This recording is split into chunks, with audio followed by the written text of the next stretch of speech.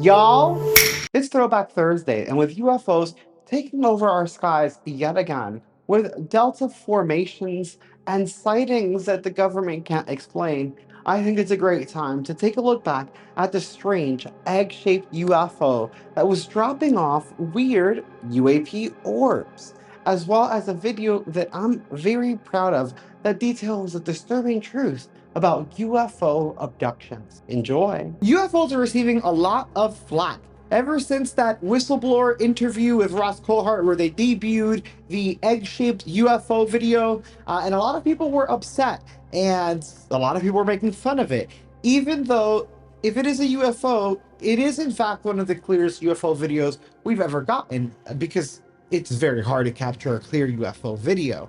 However, I know that that video didn't scratch the itch a lot of you guys have. So what I want to do is bring this video back into light that was posted by Mystery Wire that showcases a true anomalous UFO dropping who knows what off.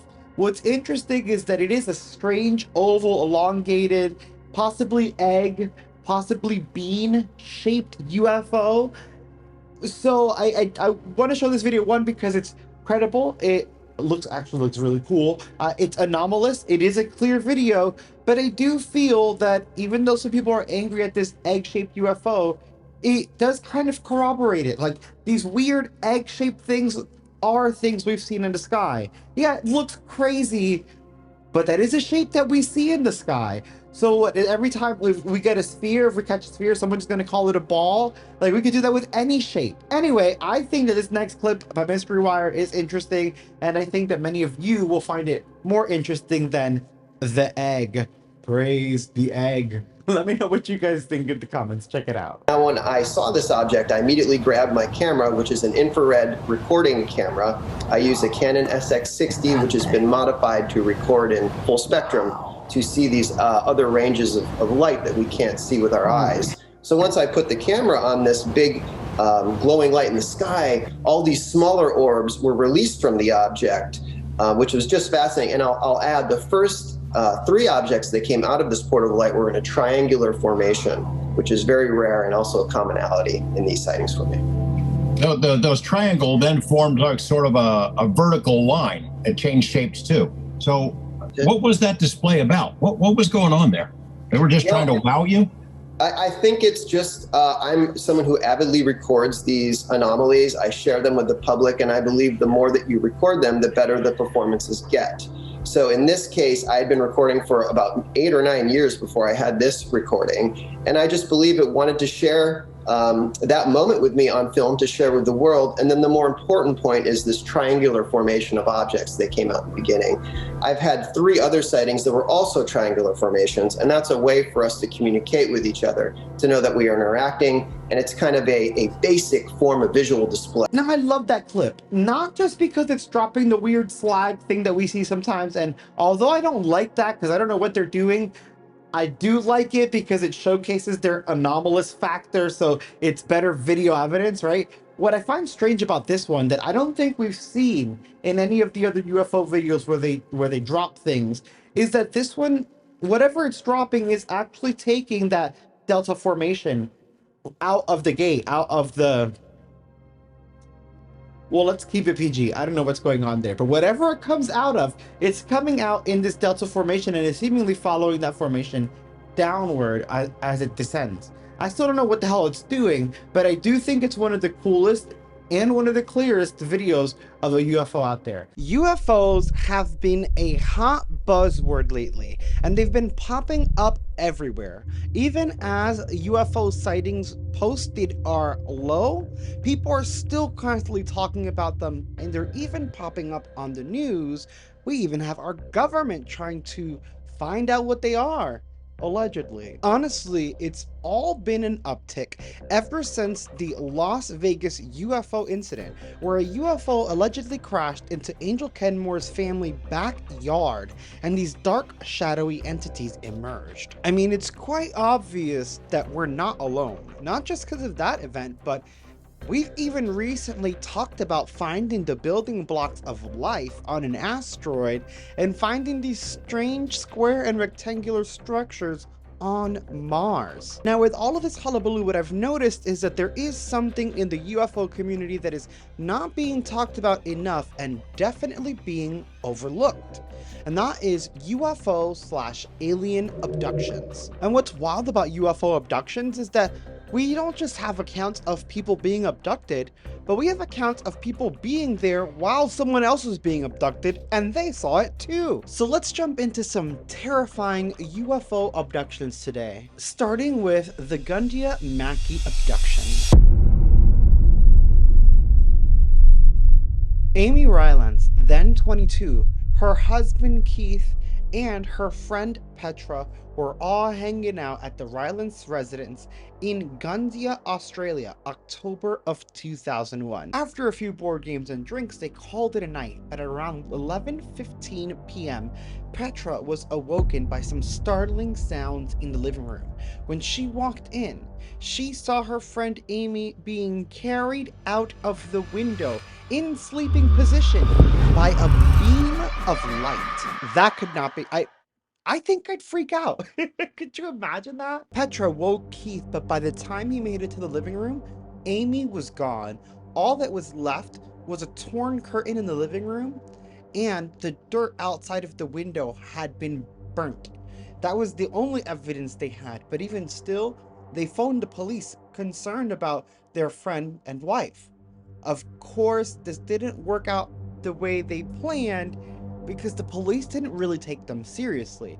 And although now we are much more comfortable talking about UFOs and aliens, I don't blame them. It was very taboo back then. It was taboo until recently. I don't think, maybe I wouldn't have believed them at the time. However, Keith and Petra would end up getting a lead 90 minutes later in the form of a call from a woman in Mackay, Australia, who says that they were with Amy in the hospital, and Amy was startled and a little bit dehydrated, which I completely understand. The really confusing and mysterious part, though, is that Mackay, Queensland is 3 hours away from where Amy lives and where the abduction took place, meaning she traveled 3 hours in only 90 minutes. Luckily, Amy was uninjured.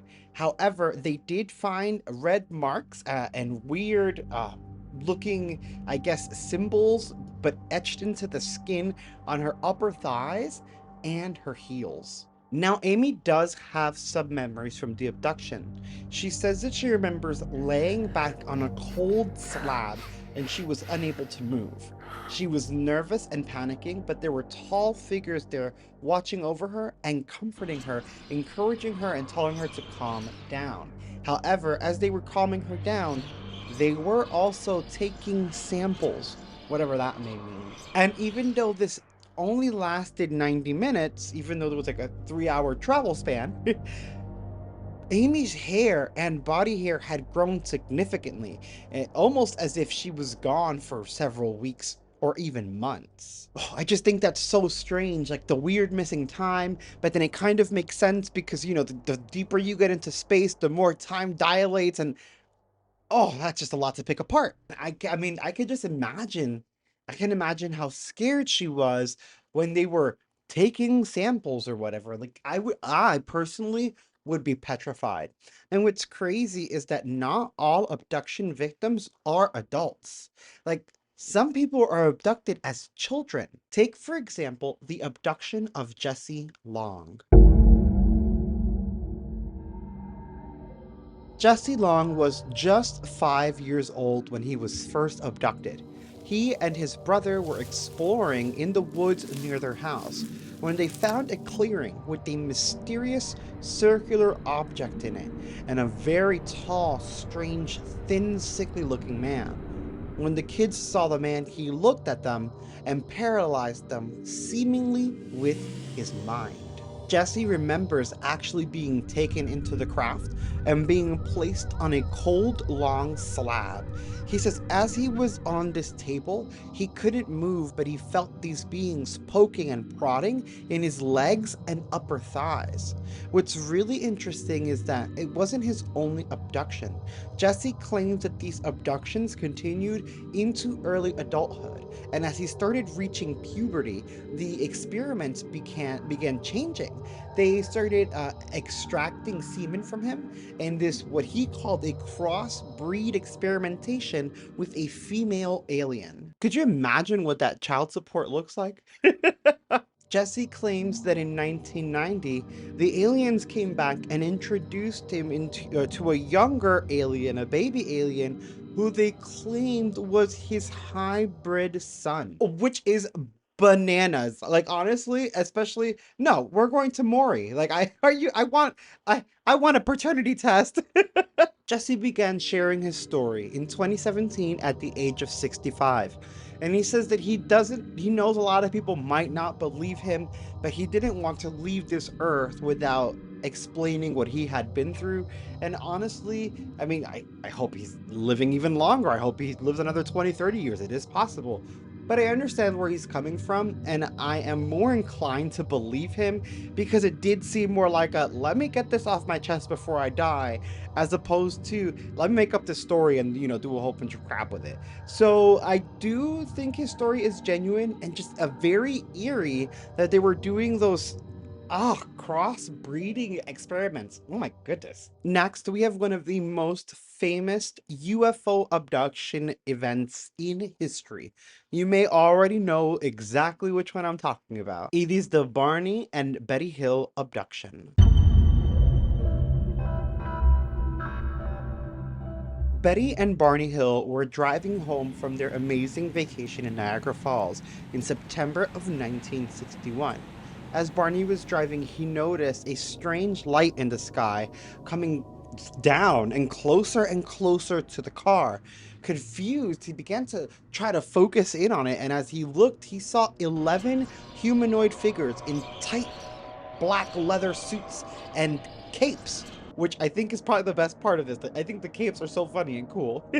Barney gets out his car and pulls out his binoculars to get a better look at this thing, and he realizes that the 11 humanoid figures are actually watching him and Betty, which rightfully freaks Barney out. So he jumps in the car and they jet off to go home. Now, what was odd is that Barney and Betty, on their way home, started experiencing what they call severe buzzing. And it was less a sound and more in their head. And Betty recalls that when they got home, their trip that should have taken roughly 3 or 4 hours ended up taking 7 hours, and they couldn't account for the missing time. What's stranger still is that the Hills' clothes were seemingly torn in strange and mysterious places, and Betty found what she called pink powder all over her dress. Now, as time went on, Betty began to have intense dreams about the experience, and memories started flooding back in. They did some therapy and, memory regression therapy to see if they could remember anything from that night. And some memories did come to light. Betty actually remembers them doing experimentations on her and sticking a needle into her navel. This sounds more like this cross-breeding experimentation they had going on. She claims, however, that they also were taking skin samples. Now, to me, that sounds terrifying. What I find interesting is that maybe we just get scared because we're humans and we're not used to it. Because kind of like the first story, one thing that I do like about Betty and Barney Hill's story is that Betty says that she got a tour of the craft and that one of the aliens actually showed her a star map and showed her where they were from and where they are now, relative to the where Earth is. And I found that very interesting. It reminds me of the first abduction story we were talking about, where Amy said that the tall aliens, while they were doing the experimentations, they were also trying to comfort her and encourage her and say, hey, almost like we have to do this. It's like our job, kind of like how your doctor has to give you a shot, but we're not trying to hurt you. Like, it's that word of encouragement, or showing that kindness. And I love that. It makes me feel a lot better about the situation, because otherwise this sounds terrifying. Now, I love the Betty and Barney Hill incident, and there's actually a lot more to it. So if you like this video and like this kind of content, let me know. We can probably do a deep dive just on the Betty and Barney Hill experience, because they had a hell of an experience. And honestly, it's pretty credible. I say this because Betty and Barney Hill were very, very respected in their community. Barney was involved in the civil rights movement, and he was really about helping people out. Honestly, they were both kind souls. Betty herself was a social worker, so she was all about helping people out. And they built a really deep trust and understanding, and love and nurturing in their community. And the community, honestly, their community trusts them. And I do too. They had a good life, and I don't see them needing to lie about this. It just seemed like they had a traumatizing experience, and they decided, hey, we think we should share this with the world because it's really odd and we don't know what's going on. Now, as I said, these are terrifying. They are. Like, it's scary to think a needle injected into your navel. Get out of here. And like the crossbreeding experiments. But I love this sense of, maybe it's something that needs to be done, and it's just a job, almost like, again, your doctor giving you a shot, because the beings do seem to be encouraging, and sometimes kind to the humans. Again, like these two cases where the tall beings are trying to calm them down and be kinder. I've heard experiences that haven't gone so good. Maybe we'll do some more videos on this, but it does seem that they at least try to take care of the humans, so I see that as a little bit of a silver lining. It would be interesting to see statistics about UFO abductions and if they've been on the rise since the entrance of 3i Atlas into our solar system. Again, not saying that it is alien, but with the likelihood and everyone talking about the idea, I think it's a good idea to look at the stats just to see. Guys, I hope you guys liked it. If you made it this far, smash that like. I'll see you in the next video.